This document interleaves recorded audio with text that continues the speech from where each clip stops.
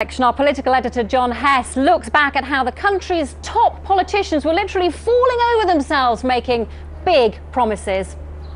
It feels as though the circus has finally left the town after the by-election. All the literature produced by the parties and their candidates can finally be swept away. But how easy will it be to sweep away those election pledges?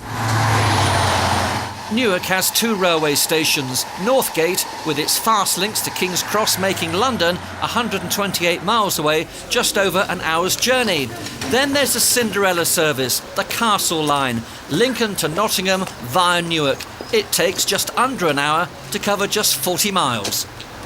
But is this railway Cinderella about to go to the ball?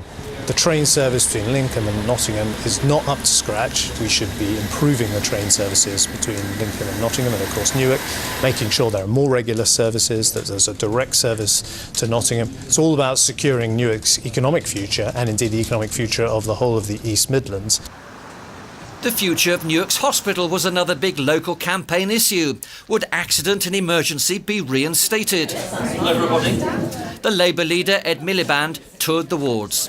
People are deeply worried about the downgrading of the A&E here. Labour's pledging to have 48-hour access to the GP, so you can see a GP within 48 hours. That's good for health services, but it's also good for the hospital as well, because you get people coming to the hospital, I heard this today, who can't get proper access.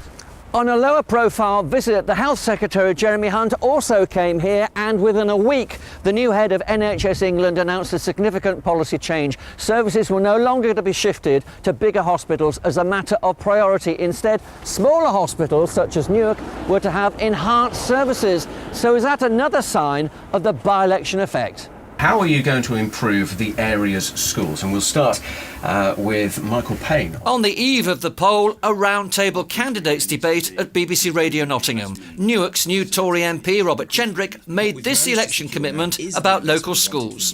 The school is going to be rebuilt. It's going to be fantastic. I've reviewed the plans with the head teacher who met the Prime Minister earlier this week, and we're going to move forward from there. I want to see Magnus have the same treatment. I want to see Toot Hill have further investments. They've got £3 million to build a new teaching block that's underway at the moment.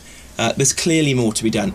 The Education Secretary, Michael Gove, also came to Newark and talked up government plans to invest in rebuilding the town's rundown secondary schools.